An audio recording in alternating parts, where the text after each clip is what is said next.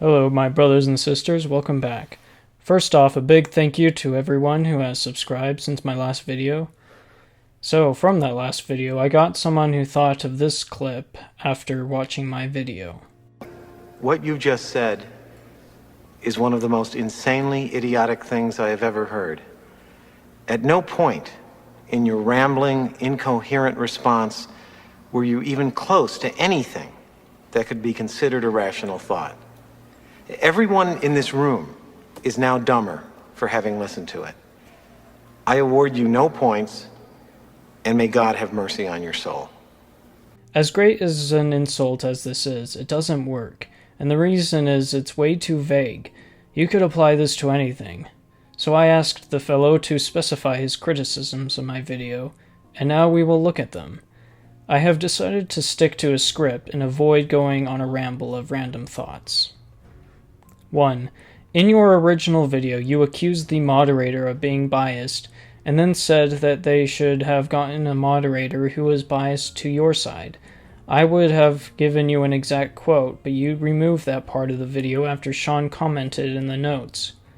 I never said that Midnight Mormons should have had a moderator that was biased towards them or towards me. Suppose I hadn't cut out the section of the video, you would have heard that I voiced that I wanted a moderator who was completely neutral and didn't care for either side. I misrepresented the moderator by saying he was biased towards Radio Free Mormon. And because Sean, the moderator, was good enough to contact me and tell me that I had misrepresented him, I happily removed that section. I hate it when anti-Mormons misrepresent Latter-day Saints, so I don't want to be a hypocrite, and I apologize to Sean for my misrepresentation of him. 2. You mentioned not knowing RFM's personal beliefs. Why do his beliefs matter? He is taking the side against Mormonism, and the Midnight Mormons are taking the side for Mormonism. The debate is about Mormonism. Yes, the debate is about Mormonism. However, according to the art of war, knowing everything about the accuser is always profitable. If the accuser is a Christian, Protestant, or Catholic, he would only be attacking the Book of Mormon and the prophets defending it. However, if the accuser were an atheist or an agnostic, he would also take action against the Bible and the Christian community. There is a reason why anti-Mormon Christians who love the CES letter never bring up the points aimed at the Bible. By understanding these things, Midnight Mormons would have been able to more easily build up defenses where the accuser was sure to attack. Though my suggestion to Midnight Mormons is to better prepare and properly study up upon their accuser before going to debate them. A second point being, if you don't stand for something, you'll fall for anything. If all you are doing is attacking LDS beliefs, but you don't believe in anything, then you leave not just yourself, but also your accuser viable to fall into an abyss of nihilism. This is a massive problem with RFM. As we find out in the debate, he doesn't seem to stand for anything, only to stand against something. Because of this, he feels no responsibility to give a solid foundation for morality for the person whose moral structure he just destroyed. The moderator himself saw this as a huge problem, and so pushed back against RFM that he needed to give people something to replace their beliefs with instead of letting them fall into nihilism. 3. To the question about the Book of Mormon being the most correct, you end up by saying that what matters is if the doctrine is pure and beneficial, followed by examples of being beneficial. Lies can be beneficial. Things that are beneficial to one are not beneficial to all. What unique doctrine is in the Book of Mormon that you feel is beneficial?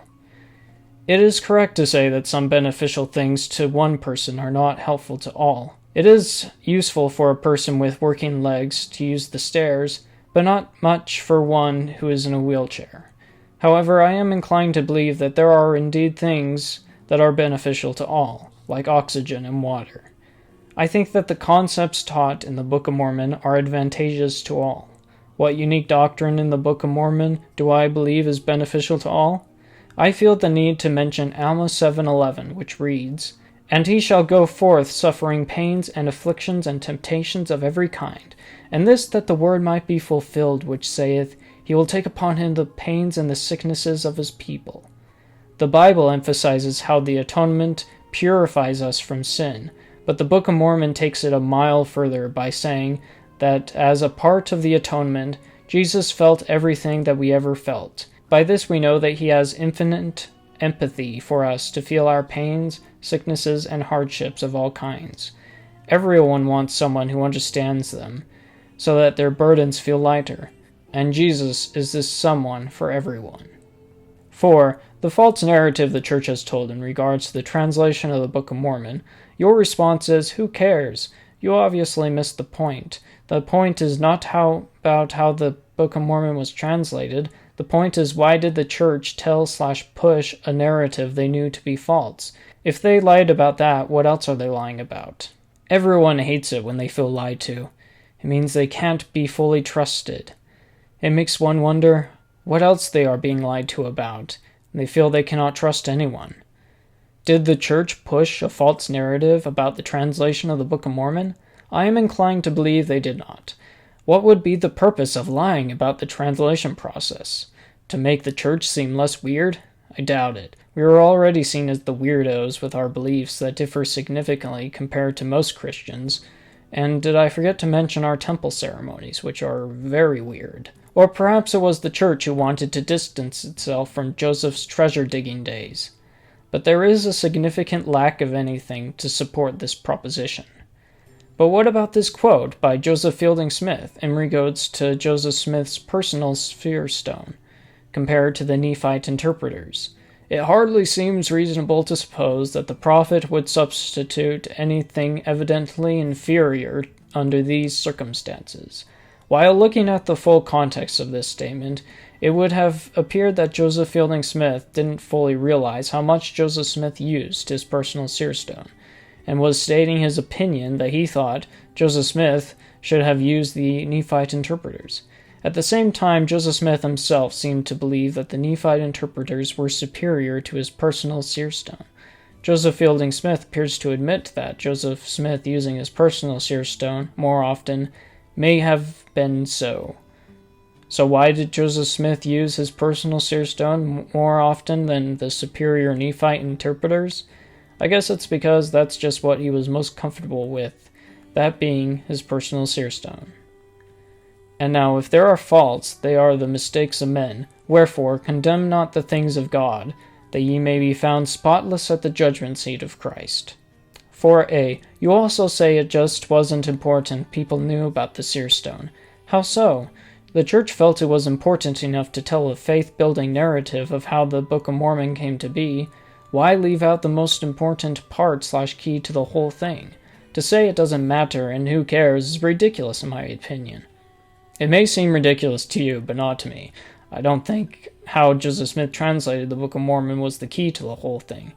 Instead, the key to the whole thing is the message contained as coming from God to a people such as ourselves, to give us comfort and an understanding of who we are.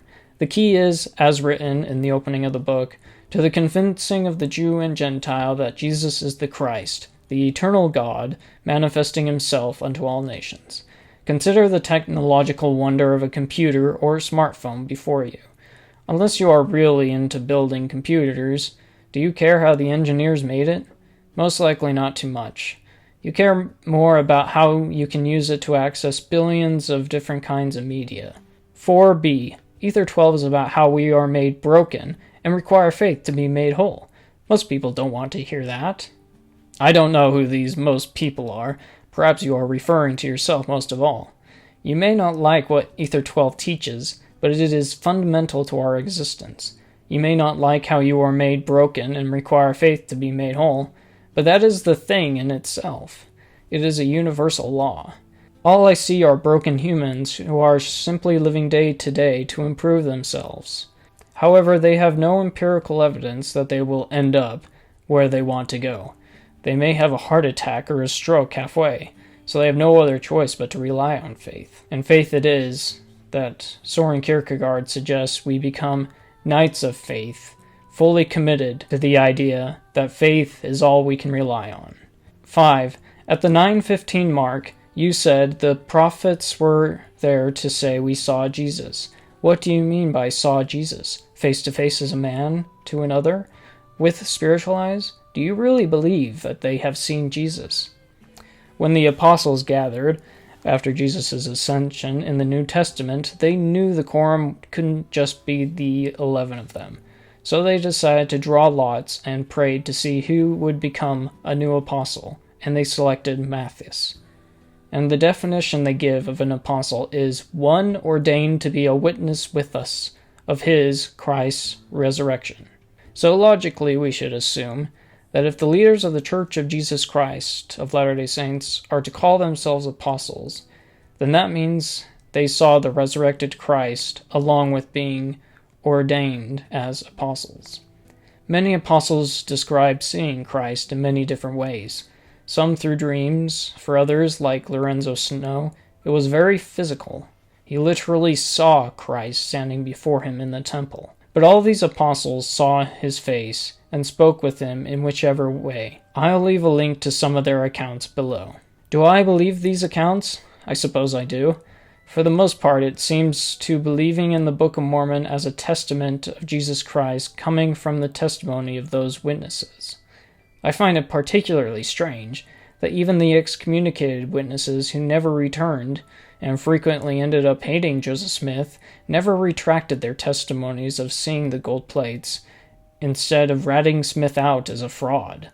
But in general, the things that Joseph Smith had to go through, like Liberty Jail, and the suffering of the saints at the hands of mobs, he would have had to have been mad and cruel to continue to allow such suffering when all he had to do was come clean and admit that he had made the whole thing up. But I'll just insert the testimony of Jeffrey the Bulldog Holland here. I hold in my hand that book, the very copy from which Hiram read, the same corner of the page turned down, still visible. Later, when actually incarcerated in the jail, Joseph the prophet turned to the guards who held him captive and bore a powerful testimony of the divine authenticity of the Book of Mormon. Shortly thereafter, pistol and ball would take the lives of these two testators. As one of 1,000 elements of my own testimony of the divinity of the Book of Mormon, I submit this as yet one more evidence of its truthfulness. In this, their greatest and last hour of need, I ask you, would these men blaspheme before God by continuing to fix their lives, their honor, and their own search for eternal salvation on a book, and by implication a church and a ministry they had fictitiously created out of whole cloth? Never mind that their wives are about to be widows and their children fatherless. Never mind that their little band of followers will yet be houseless, homeless, and friendless, and that their children will leave footprints of blood across frozen rivers and an untamed prairie floor. Never mind that legions will die and other legions live, declaring in the four quarters of this earth that they know the Book of Mormon and the church which it espouses it to be true. Disregard all of that and tell me whether in this hour of death these two men would enter the presence of their eternal judge, quoting from and finding solace in a book which, if not the very word of God, would brand them as impostors and charlatans until the end of time. They would not do that. They were willing to die rather than deny the divine origin and the eternal truthfulness of the Book of Mormon. 6. You said the majority of our ancestors were polygamous. Do you have any evidence for this besides a personal belief that cavemen were polygamous? If it was about population growth, why didn't Joseph Smith have children with multiple women? Why didn't Joseph Smith have children with his multiple wives? You got me. All I can say is that it shows that he didn't start it up just because he wanted to sleep around. But because he didn't have children with these wives, he violated the reason why polygamy needed to be started, which is also correct. Polygamy was a concept so foreign to his tiny little farm boy brain that you and I can agree he handled the situation in the worst ways possible, like trying to hide it from Emma. He didn't know how to deal with it. He should have told Emma about it right when he found out, but instead we are forced to come up with excuses for his behavior. From what we read in Genesis, polygamy was at one time a regular thing that people did, but is there any real-world evidence the majority of ancestors were polygamous? Well, an article by Independent reads, "Some anthropologists believe that polygamy has been the norm throughout human history.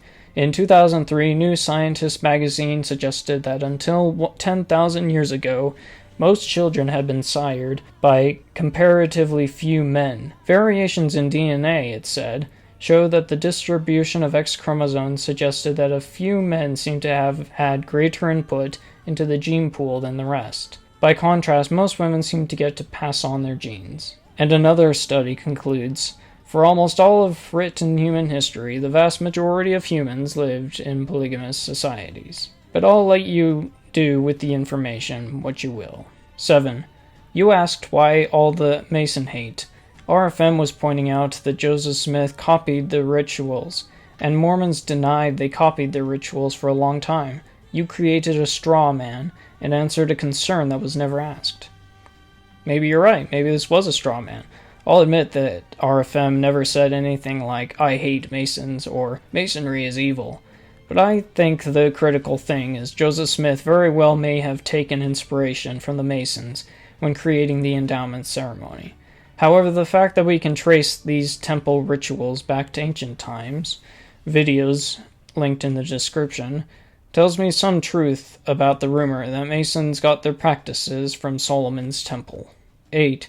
I find it funny how you mention church culture when talking about LGBTQ community, but fail to address the horrible things LDS prophets and apostles have taught about homosexuals. It is not a culture issue, it is a doctrinal problem. The so-called culture is a direct reflection of the hateful teachings against the LGBT community spewed from the mouths of Mormon prophets. I'm not giving explanations or excuses for why general authorities said what they said. Why did Boyd K. Packer say it's okay to hit a homosexual if you think he is coming onto you? Why did President Spencer W. Kimball say masturbation leads to homosexuality and referred to it as an ugly sin? Why did Elder Holland mention bringing in muskets or the numerous other quotes? You got me. The church's culture can and should do better in this attitudes towards LGBTQ+ individuals. Such persons should enter the church buildings and feel communion with the saints.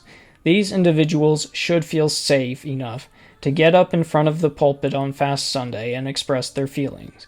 Anyone who sees an LGBTQ+ individual on the church's steps feeling the greatest of despair should run to that person. With this, I still stand ready to defend the family of proclamation to the world with my life. The church is not just in the business of giving joy, but also, first and foremost, in deifying its members. I would assume that anything that does not lead to deification is considered a sin to the prophets and apostles. Things are almost always more complicated than they first appear. Gender and sexuality is a highly complex subject. I know because I had to write a 600-page book on the subject. I wouldn't call myself an authority on the matter, however I'd still like to think I understand the basics. 8b. By the way, gay people can have children. There are people who come out as gay after having created children. You even mentioned you see gay people making straight marriage work. I won't even comment on the rest of the homosexual/gender rant. It would take way too long. I don't think I would call it a rant, more like a ramble. But importantly, I never said that it was biologically impossible for a gay individual to have children. simply that he cannot progress without passing down his genes, which is in the merging of male and female. The gay man could hire a surrogate mother, or the lesbian may go to a sperm bank, but in both cases they are excluding their gay partner from the process. The children of such conceptions grow up wondering where the other parent is who abandoned his or her responsibilities to the child. The eternal law is that deification comes by way of having children and passing down genes, and anything that doesn't result in children does not result in deification. Those not biologically capable of having children are promised that they will have children in the next life. But for those who are biologically capable of having children have a responsibility to carry out that first commandment given to Adam and Eve: be fruitful and multiply and replenish the earth. Those who have children are responsible for raising that child instead of running, which is why I'm not too fond of sperm banks. As I said before, deification is a biological process through Darwinian evolution, and a philosophical approach. Humanity can only achieve theosis through originality and diversity. Two gay men are not diverse enough, and their inability to merge is what limits them. For these reasons, I mention that gender is not a social construct, but an essential part of eternal identity for diversity. And the wholesome being is the perfect harmonization of masculinity and femininity following the yin-yang, for it must needs be that there is an opposition in all things. If not, then everything is annihilated, and reality as we know it ceases and is replaced by simulation. From biology we understand that the more testosterone a person has, the more that person will be into traditionally masculine things. And the more estrogen a person has, the more that individual will be into feminine things.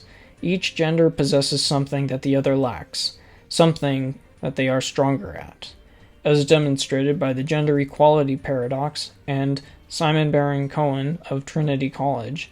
When you hold up a face and a mechanical object to a newborn, the boy infant will look at the object longer than the face, and the girl will look longer at the face. Now, I don't want people to think that I am saying that women shouldn't pursue traditionally masculine jobs, or men should not pursue historically feminine jobs. I think people should be free to choose for themselves what they do with their lives, whatever it is that makes them whole. But I maintain that the female best fits feminine jobs, with her being able to give birth, see more vibrant colors, and possesses higher oxytocin levels for those mother-child bonds. And the male is best fits the masculine jobs, with his thicker skin, larger muscles, and organs. But also know that inside every man is a feminine aspect called the anima, and within every woman is the masculine aspect called animus, as according to Carl Jung. And one should learn to integrate these and not become possessed by them. The universe would not exist without a universal father and a universal mother. Chaos is the mother because chaos is the womb from which all things are born, and order is the father because that is as sperm ordering the chaotic material. You can either choose to incorporate both into your lives or reject them. I will have a video in the description that goes into further details on order and chaos. But most of all, know that my main message to LGBTQ plus persons is what Rachel Dawes told Bruce Wayne. It's not who you are underneath. It's what you do that defines you. It's not who you are underneath, but what you do that defines you. You are more free than you could possibly understand. God didn't make you who you are, you did. So free your mind. If you want to be gay, then be gay. If not, then don't be gay. 9. You asked, why can't we apply that same logic to the church in response to Cardon's comments on the less than moral historical events in U.S. history? The answer is one group has taught horrible things and committed awful acts, believing their all-knowing, all-powerful God commanded it. The other has not. Governments, police forces, education systems are all worth reforming and provide ways to be reformed. Religion, on the other hand, does not and is not. I suppose you are referring to the quotes in the Bible that say that Jesus is the same yesterday, today, and forever, and according to that, so is the religion that he established, and it should not have been reformed, as Martin Luther and John Calvin tried. I very much agree with that. But on to the main thing, I think it should be common knowledge by now that numerous people have used the name of God to justify horrible acts and words. The Spanish Inquisition comes to mind, where Spaniards came over to America and killed and tortured many Native Americans who refused to become a Christian, and they destroyed so much of their culture. Or one could consider St. Bartholomew's Day massacre, in which countless Catholics rose to slaughter any Protestant they came across. The things that the Church of Jesus Christ of Latter-day Saints have done and said in the name of God are minuscule in comparison. But the USA has never done anything horrible in the name of God, right? I mean, never mind the fact that the national anthem says, "One nation under God." Or consider the manifest destiny in which many used God to justify expanding slavery and committing genocide against and displacing thousands of Native Americans. Give me someone you think is wholly righteous, and I will show you the monster within. We are all broken and sinful, so we should learn to love imperfect people, even Joseph Smith and the prophets that followed him.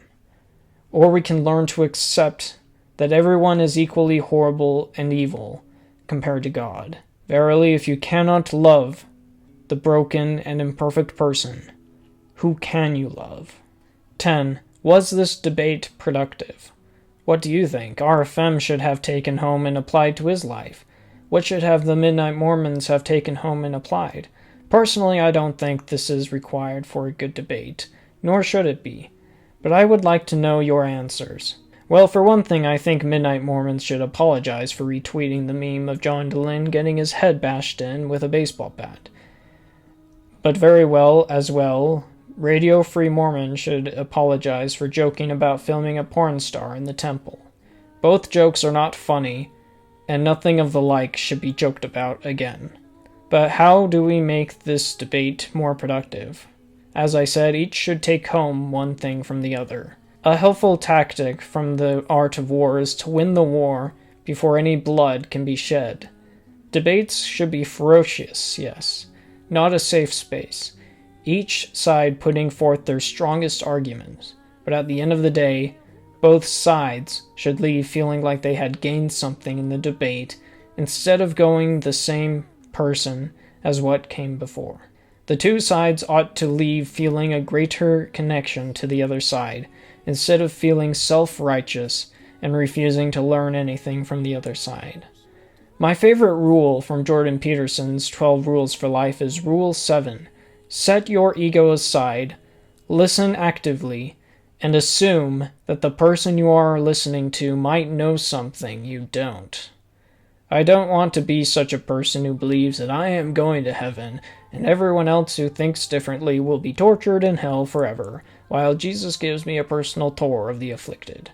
Instead, I want to believe that we are all in the same pit, attempting to figure out how to get out. And we are all aiming towards heaven, and we'll all get there. Even if I am listening to some lowlife on the street, I know that person has lived through something that I have not, or read something that I have not considered. Wisdom can be found even in the darkest and strangest of places. That'll be it for now. Thank you for watching. Don't forget to subscribe, like the video, and share it with a friend. And remember to keep it righteous.